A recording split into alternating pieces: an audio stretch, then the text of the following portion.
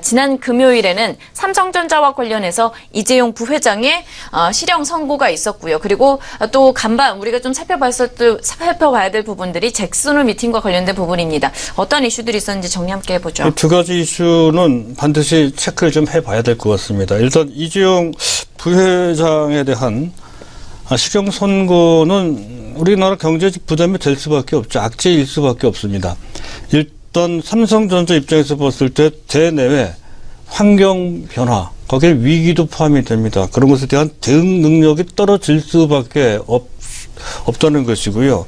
또 신사업에 대한 추진력 내지 추동력이 훼손되죠. 그런 문제가 반드시 뒤따를 수밖에 없다 하는 것입니다. 더 나아가서 사실 삼성전자가 중심이 되겠죠. 대외적인 신인도가 떨어질 수밖에 없다는 것이고요. 그 브랜드가치, 그나마 간신히 세계 상위권에 올려놓은 브랜드 가치도 어느 정도 즉 훼손될 소지가 좀 있다 하는 것.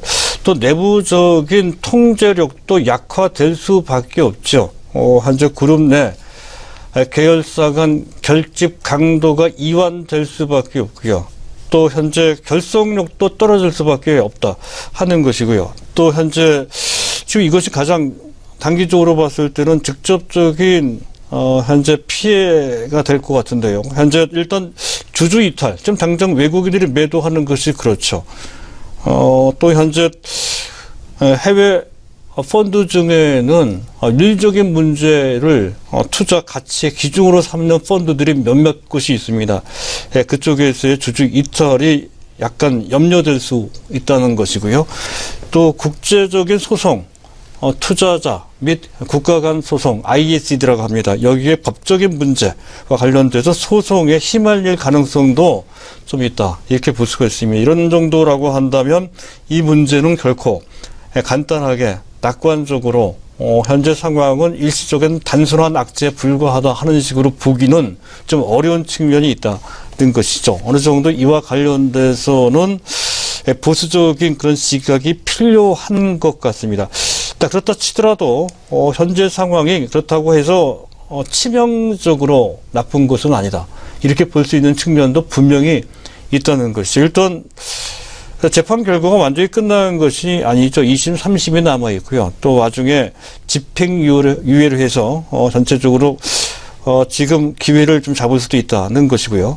또 현재 지금 제한적이긴 하지만 경영이 완전 스탑되는 것은 아닙니다. 옥중에서 경영할 수도 있는 것이고요. 또 그를 보완하면서 집단 경영 체제로 갈 수도 있겠습니다. 그런 측면. 또 이와 관련돼서도 S&P 같은 데서는 현재 그런 문제, 즉 이재용 부회장의 실형 선고가 신용 등급에 영향을 주는 것은 아니다. 현재 AA 플러스 전망은 안정적이죠. 이런 정도로 일단 평가를 해준 것도 일단 긍정적이고요. 일단 단기적으로 영향을 현재 피할 수는 없겠지만 중장기적 관점에서 봤을 때는 그 영향력은 제한적일 것이다. 즉 현재 삼성전자가 나름 이 어려운 상황을 극복할 것이다라고 하는 이런 긍정적인 전망은 충분히 가능하다 이렇게 판단이 되고요.